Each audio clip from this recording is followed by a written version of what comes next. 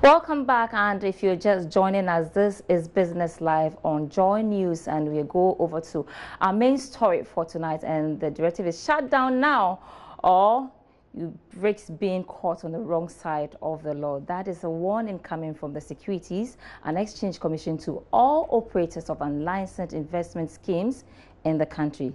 Here's a Business Desk report.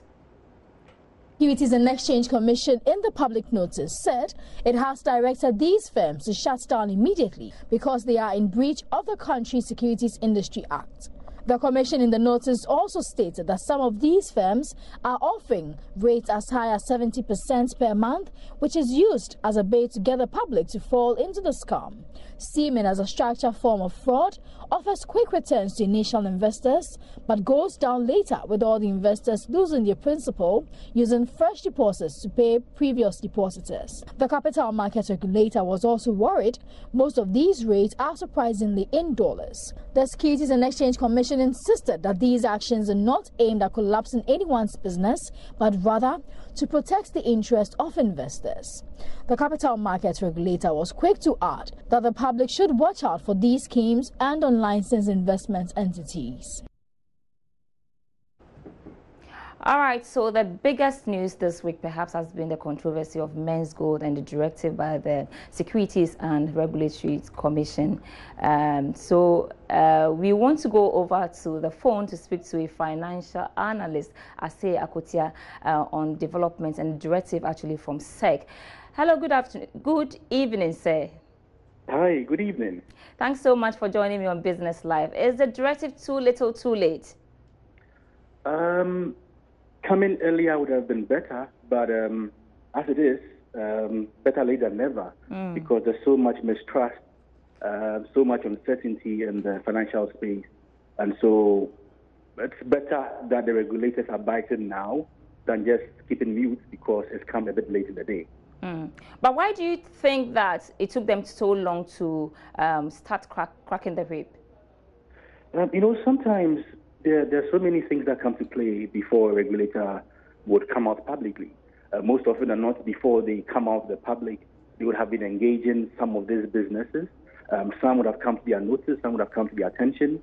For those who have come to their attention, I believe that they would have engaged them one way or the other and trying to see if what their actions are fall in line, and if they do, see how best to streamline those.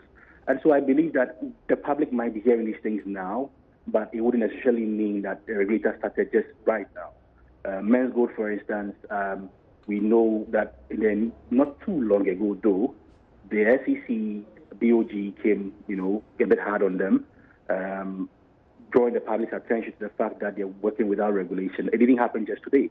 It was because the men's gold, the institution was a bit adamant and insisted that we're not doing anything on the virus.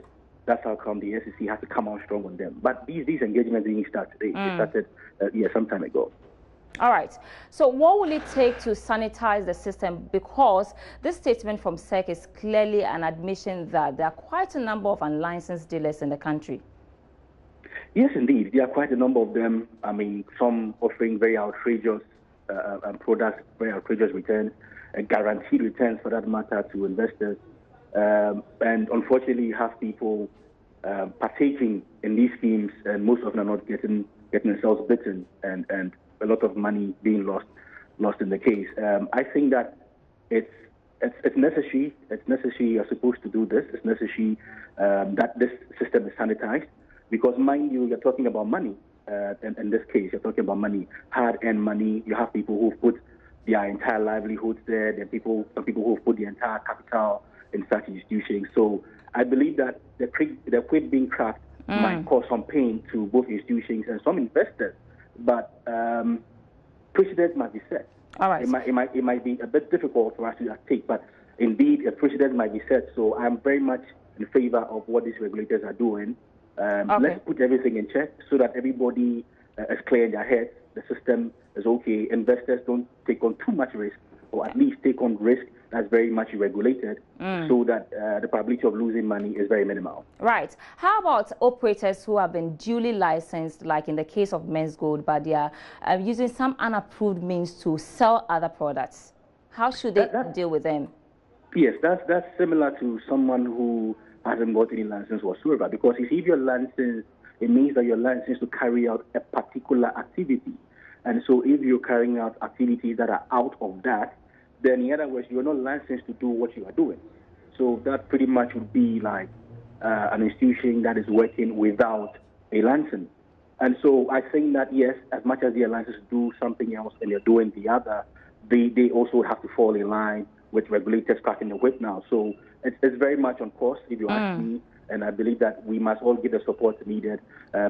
We don't underestimate the kind of hardship, the kind of pain, the kind of consequence we are seeing in the system right now. But we must start from a point. We all must agree that we have to start from a point.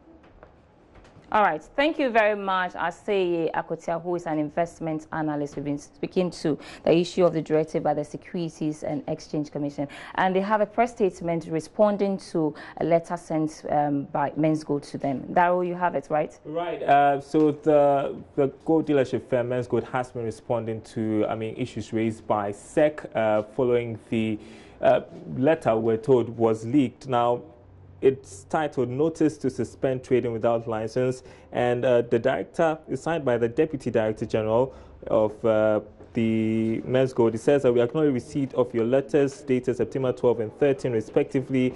We also reference our letter dated August 27, 2018 without prejudice. It says the Commission would be available to meet with your client on Tuesday, September 18, 2018 at 2 p.m. on condition that the information we requested in our letter dated August 27, 2018 is provided by close of business on Friday, September 14, 2018. The meeting will be held at our premises, number 33rd Circular Road, Cantonment. So this is coming from the Securities and Exchange Commission, signed by the Deputy Director General Paul Abebio, saying that they're ready to meet with Men's Gold. Men's Gold has also been replying to the Securities and Exchange Commission.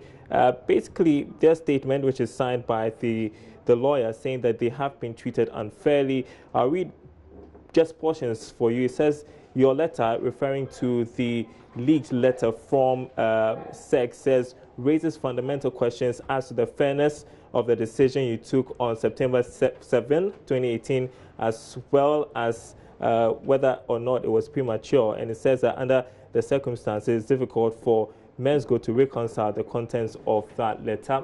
Also, Men's Gold also issuing a statement today asking customers to remain calm. Sandy, as you recall, today there was news that there was a demonstration, some of the customers demonstrated in protest against what they said was unfair treatment from SEC, essentially. So the issue is still evolving, and I'm sure we're going to be discussing that next week as well. And on Business Prime as well, carry that demonstration by the aggrieved customers of Men's Gold. But that is how we wrap up tonight and a weekend edition of Business Live.